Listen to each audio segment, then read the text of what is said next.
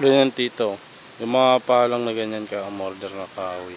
Tapos yung ibang plywood, sira na po eh. Hindi na po magamit. Kasi sinadya po nila yun. Ay binabad, nabasa.